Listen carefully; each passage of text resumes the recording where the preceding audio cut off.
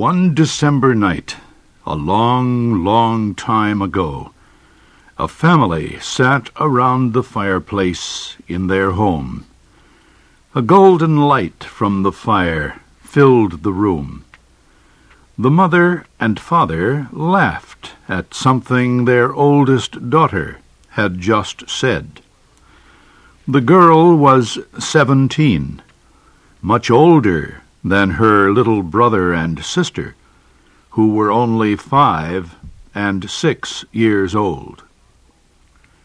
A very old woman, the family's grandmother, sat knitting in the warmest corner of the room, and a baby, the youngest child, smiled at the fire's light from its tiny bed. This family had found happiness in the worst place in all of New England. They had built their home high up in the White Mountains, where the wind blows violently all year long. The family lived in an especially cold and dangerous spot. Stones from the top of the mountain above their house would often roll down the mountainside and wake them in the middle of the night. No other family lived near them on the mountain, but this family was never lonely. They enjoyed each other's company and often had visitors. Their house was built near an important road that connected the White Mountains to the St. Lawrence River.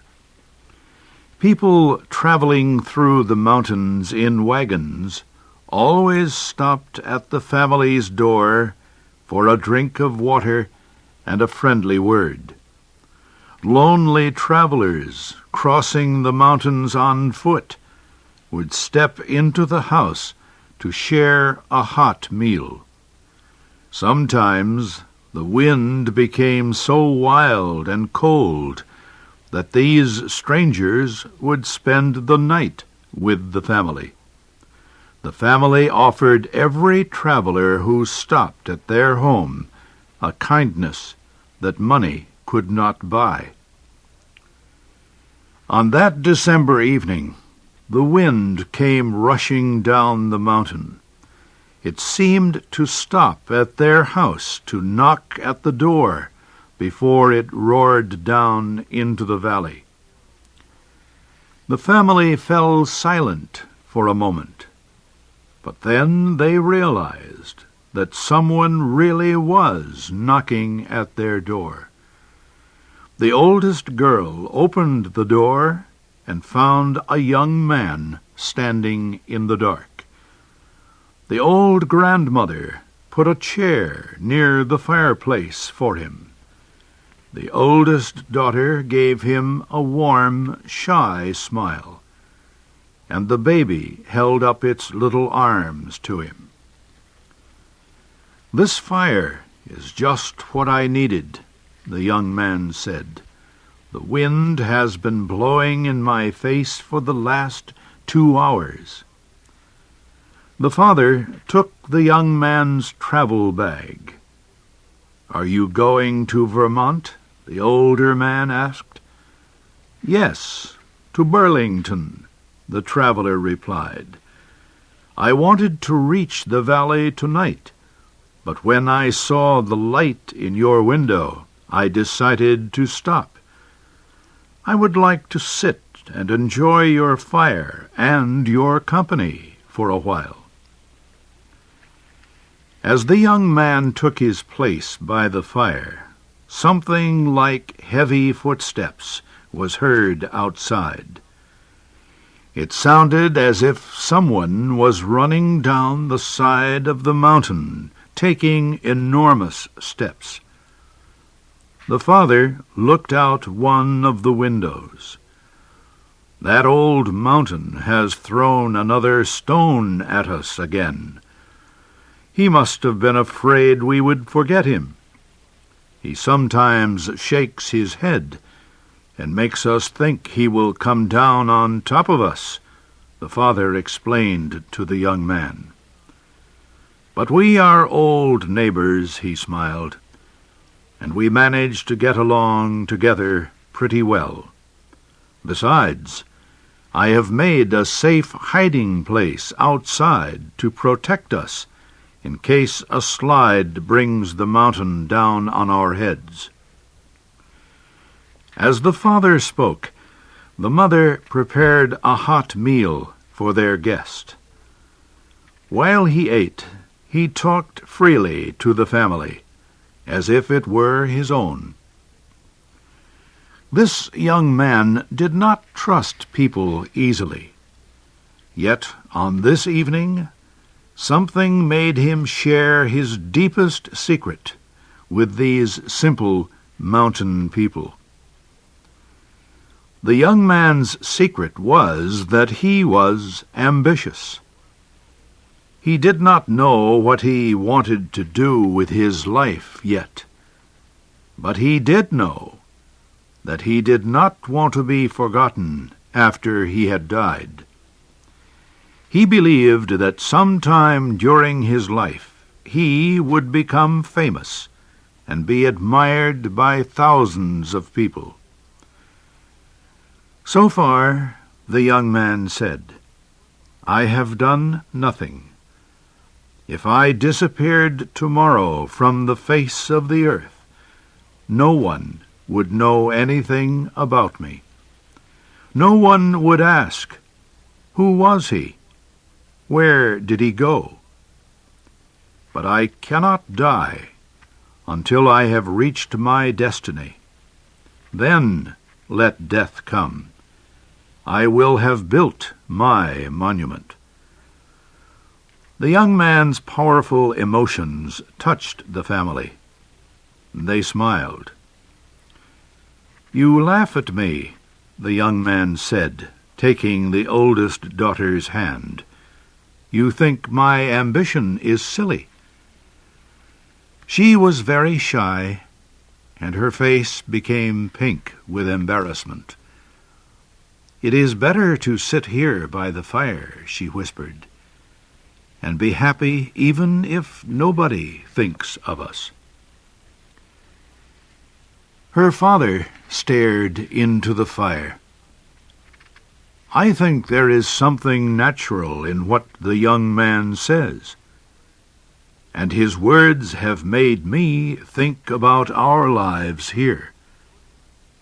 It would have been nice if we had had a little farm down in the valley, some place where we could see our mountains without being afraid they would fall on our heads.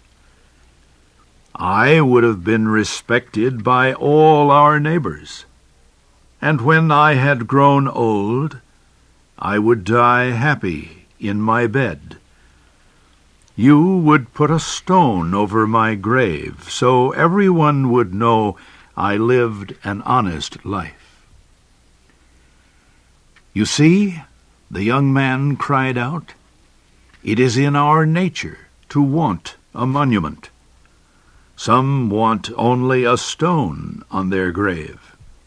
Others want to be a part of everyone's memory. But we all want to be remembered after we die." The young man threw some more wood on the fire to chase away the darkness. The firelight fell on the little group around the fireplace. The father's strong arms and the mother's gentle smile. It touched the young man's proud face and the daughter's shy one. It warmed the old grandmother, still knitting in the corner. She looked up from her knitting, and with her fingers still moving the needles, she said, "Old people have their secrets, just as young people do." The old woman said she had made her funeral clothes some years earlier. They were the finest clothes she had made since her wedding dress. She said her secret was a fear that she would not be buried in her best clothes. The young man stared into the fire. "Old and young," he said, "we dream of graves and monuments. I wonder how sailors feel when their ship is sinking, and they know they will be buried in the wide and nameless grave that is the ocean." A sound rising like the roar of the ocean shook the house. Young and old exchanged one wild look. Then the same words burst from all their lips. "The slide! The slide!" They rushed away from the house, into the darkness, to the secret spot the father had built to protect them from the mountain slide. The whole side of the mountain came rushing toward the house like a waterfall of destruction. But just before it reached the little house, the wave of earth divided in two and went around the family's home.